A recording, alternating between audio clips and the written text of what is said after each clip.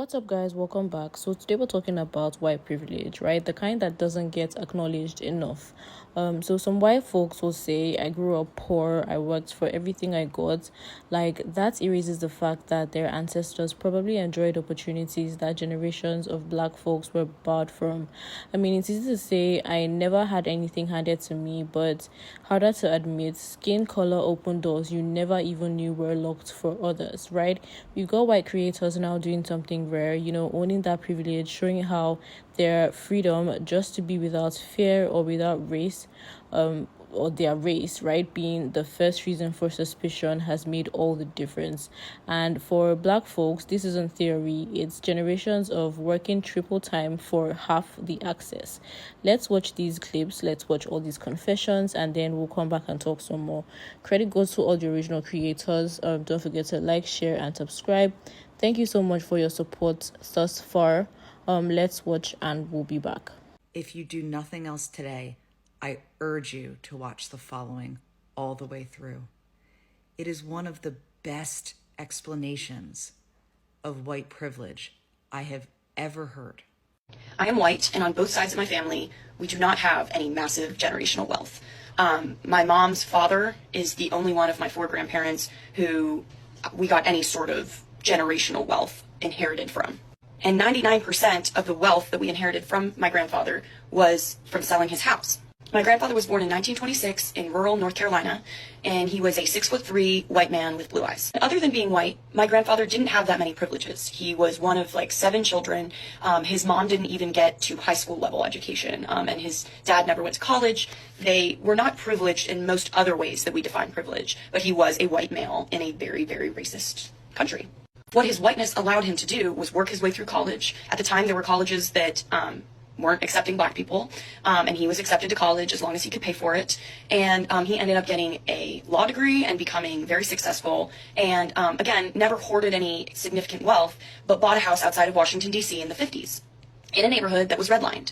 And actually, my mom, who was born in the 60s, remembers in the 70s when the first black family moved into their neighborhood, because it had literally been sectioned off and realtors would not sell to black families.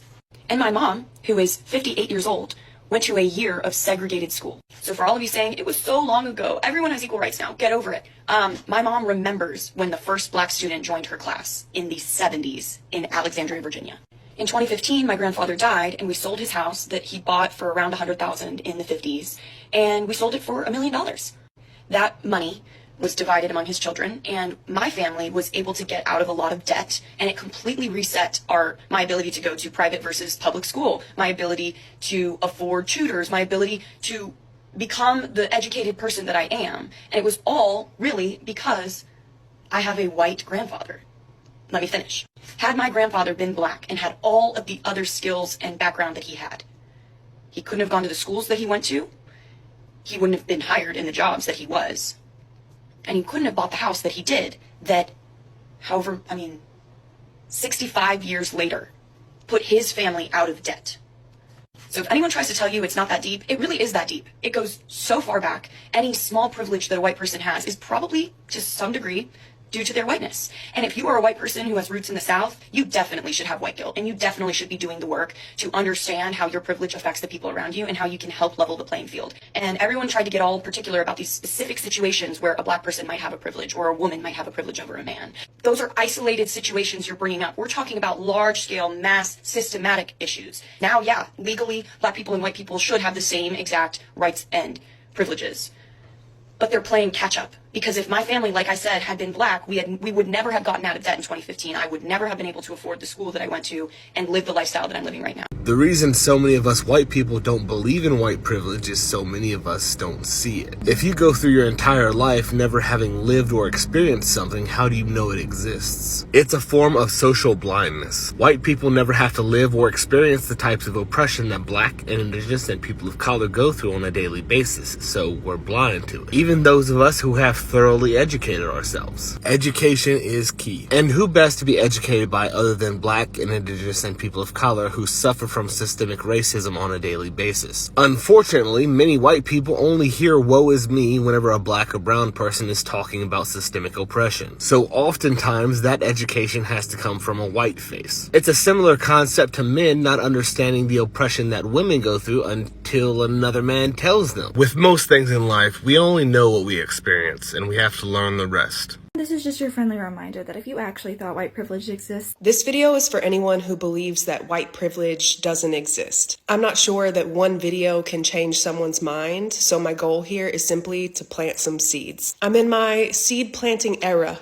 if you will, because if I can use this account and the platform that I have to cause one white person to go, that's some good points, then it's worth it. So Lauren, I hope you and anyone else that thinks like you stays and listens. White privilege is being able to say, I'm not really a political person, which is something that I hear from white people often. Being able to say that is an absolute privilege that Black, Indigenous, other people of color, disabled folks, and other marginalized communities simply do not have. White privilege is being able to walk into any cosmetic section and finding your shade of foundation. White privilege is not having, but should be having, difficult conversations with your young children about race and racism and how there are people in the world who will hate them solely because they have a little bit more melanin in their skin. White privilege is growing up and being able to own dolls that look like you, seeing Disney princesses that look like you. And yes, that has started to shift in recent years, but there are Black people today that can testify that when they were growing up, there was only one type of doll that looked like them, if there was any at all. And it wasn't even until 2009, I was in college at the time,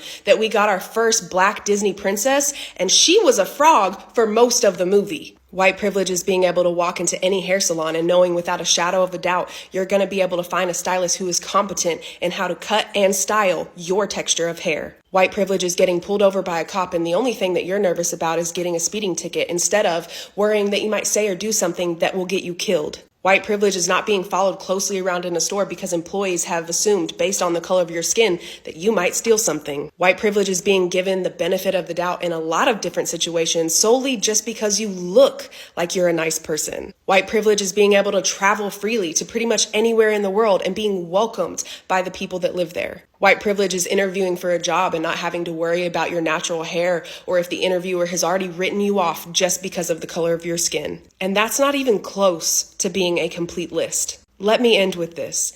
If you could choose to be Black, would you? That's kind of a rhetorical question because any white person that answers yes is a liar. Because you see and are fully aware of how Black people are historically and presently treated in this country and globally by white people and the systems that we uphold. And you know damn well you wouldn't choose that for yourself. That is white privilege. And it is absolutely sinister that in the year 2023, there are white people like you who are acting completely aloof to having said privilege. And that is white privilege. Y'all gotta stop confusing wealth privilege with white privilege. The same excuse that I always hear from the white people that want to argue it is, I've had to work hard for everything that I've got. And, I wasn't handed any money or a silver spoon. And, I was poor and blah, blah, blah, blah, blah, blah, blah, fucking blah. Guess what? I was poor too growing up. Guess what? I am still to this day in my 30s, a struggling single mother. Stop using the fact that you've had to work your ass off for everything having anything to do with your skin color. There's a lot of us in this country, white, black, blue, purple, green, yellow, that don't have money. That's called the middle class and the lower class. The privilege that you got is something that you don't even realize and that you take for granted every time you step out the house. You can get pulled over and not have a care or worry in the world that you're going to get pew-pewed or unalived. You could get arrested for a DUI and not have a care in the world or worry that you're going to make it to the jail alive. You can walk around the mall or a grocery store or a convenience store and not be followed around based off of how you look. I will say some people that are heavily tatted get judged, but that's besides the point. You don't have to worry about your hair being a problem on whether or not you're going to get a job position. There's a certain bias and profiling that goes on a daily basis to non-white people. But because you're white, you will never understand what it feels like to be profiled for something you never thought you would get profiled for.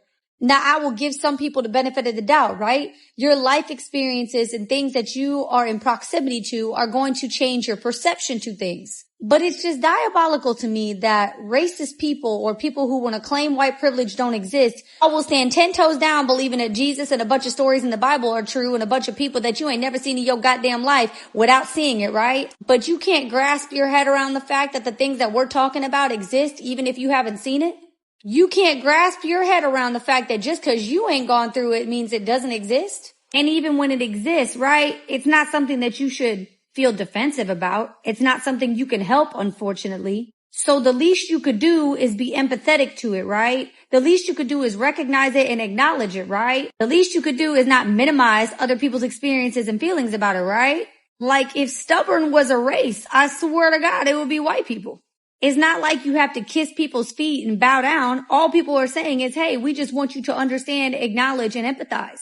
And a lot of y'all don't have loved ones or people that you truly care about that you've watched go through shit. Because if you did, you would not have the same perception as some of us. And that's just a factual piece of information, whether you want to admit it to yourself or not.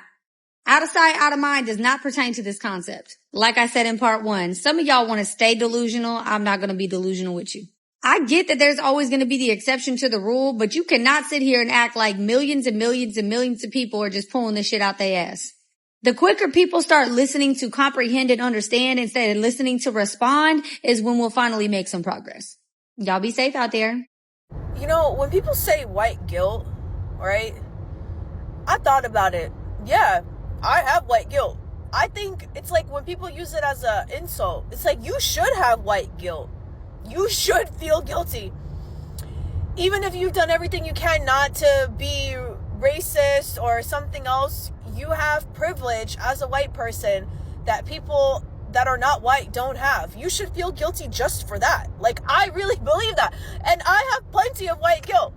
You know, my parents, I'm not even American. I'm not even from here. I'm Ukrainian, okay? And I feel the guilt, you know? I have learned so much about systemic racism and about ingrained racism to ensure that I don't contribute to it in any way. And I still feel guilty. And I should feel guilty. And you should feel guilty.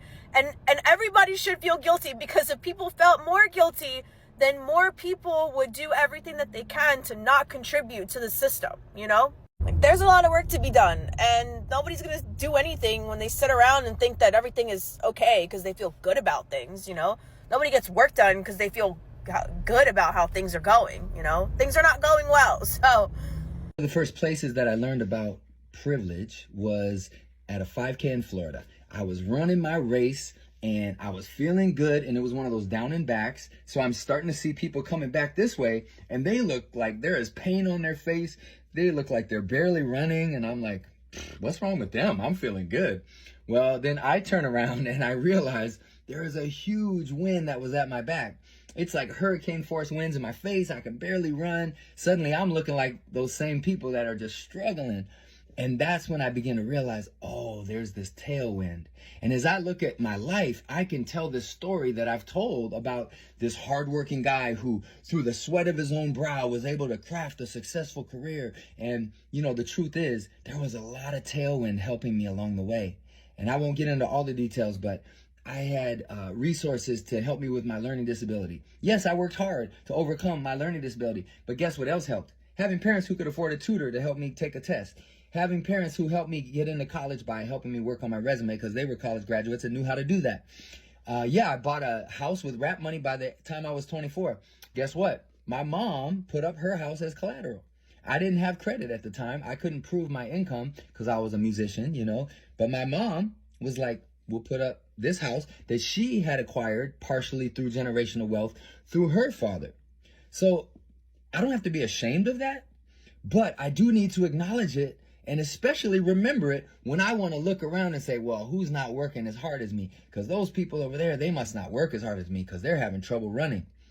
Well, friends, what happens with our system and the hierarchy of humans that we built is oftentimes people have to work twice as hard to run the same speed as those with a tailwind. And so it's really important that we acknowledge, yes, I worked hard. Yeah, you worked hard, right? And You had help along the way. I guarantee you, you did not bootstrap this entire thing by yourself. There were folks who helped you along the way, whether it was folks who educated you, whether it was resources that you had that others didn't have, whether it was access that you had, whether it was just the fact that many times when I enter into a room, people feel comfortable with me. White people, men, right? Because of how I present and because of the body that I have. And so I can never lose sight of that. It should give me humility. But also, I believe that everyone should have privilege. Everybody should be able to walk into an interview room and feel comfortable with the person interviewing them. Everybody should be able to go to a workplace where their cultural patterns are honored and accepted and seen and valued. Everybody should be able to have the basic resources to help them get into college and be successful. So we all should have white privilege. All of us should have white male body privilege. And so let's work to create a world where everyone can flourish. That's the goal. Move with grace, move with courage. Just move. White privilege does not mean that just because you're white, you are going to be more privileged than every person of color. It just means that any struggles or misfortunes you do experience are not caused by your whiteness. Hope that helps. On yourself, but as a white person, we are still racist because we benefit from being white. We don't have the same experience that people of the global majority have, and all isms stem from anti-blackness. So that's why when people say there's no such thing as former racist, I agree, because as a white person, I still show up in the world as the face of the oppressor, and things are just different for us in regards to law enforcement, in regards to loans from the bank. We don't experience redlining, and there is no intersectionality with whiteness that equals what happens to black folks on a daily basis. I'm not gonna lie, it is so frustrating to talk to white people who have struggled because of financial issues, because just because they're at the bottom of white privilege, they think they have no privilege. And I feel like this can go towards like anybody who's experienced struggle and they think that because they were low, that they must be at the bottom. Like there are many, many films of white people in lower class incomes overcoming their struggles. So to say that working class white people don't get any of the perks I described, and what I was describing was just more representation. Like you can still experience struggle while being a white person. That's really not what white privilege means at all. It really just means that being white has not systematically made your life harder. You can still have a hard life as a white person. You can still be discriminated against as a white person, but you can't sit there and deny white privilege as a whole just because you have had a harder life than other white people. I mean, the fact that I have a white sounding name and a white sounding voice already gives me a sense of white privilege. And I'm not even white. Ever notice how the moment someone hears white privilege, they jump straight to, well, I'm not rich. I work hard. Nobody gave me anything. Yeah, that's kind of the point. Privilege doesn't mean you were handed something. It means there are things you never had to fight for.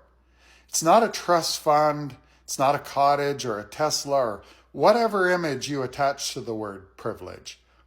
It's the freedom to move through the world without being constantly reminded of your skin color, and the benefit of the doubt that comes with that. So for the knuckle draggers that show up in the comment section with, so what, I'm supposed to feel bad for being white now? No, privilege isn't about blame. It's about awareness. You don't need to apologize for the privilege you were born into. But if you can't even acknowledge that the playing field was tilted in your direction, that speaks volumes about you. If your first instinct is to get defensive and argumentative in my comment section, instead of acknowledging, instead of reflecting, instead of listening, then I'm sorry to tell you, but that's privilege, wrapped up in entitlement. And if you'd rather things stay as they are, with that playing field tilted in your favor, then it's even worse. You're selfish and racist. Because white privilege isn't an insult.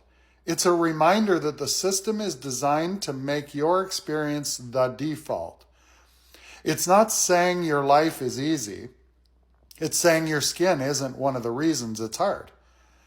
If that feels threatening, maybe ask yourself why equality sounds like loss to you.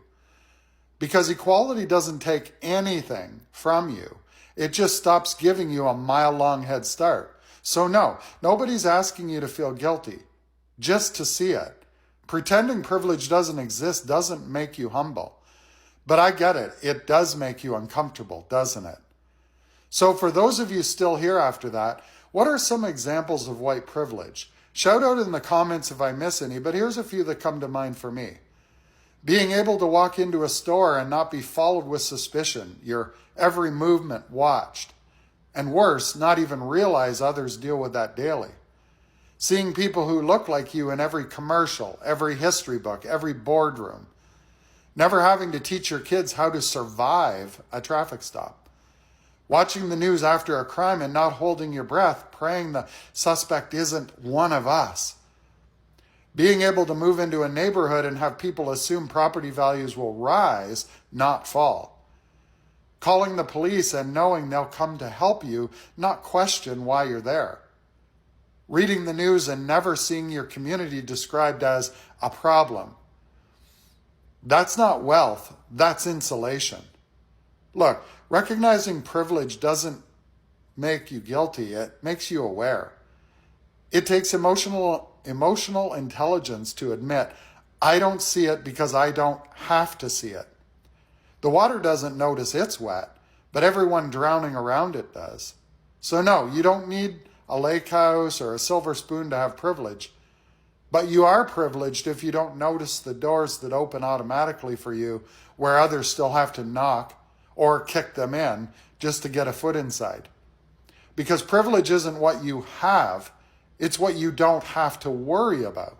So this is the kind of honesty we need more of. When white folks stop defending, I had to work hard too, and start acknowledging, yeah, I got extra help just by existing, we actually start shifting the narrative. Because equality doesn't mean we all climb the ladder. It means the ladder didn't start 3 rungs higher for some of us, right? So what do you think? Can these conversations turn into real action, or will it be talk again? Let me know in the comments. Don't forget to like, share, and subscribe. Credit goes to all the original creators. Quick disclaimer, this is just for education and commentary purposes. And as usual, I'll see you on my next one.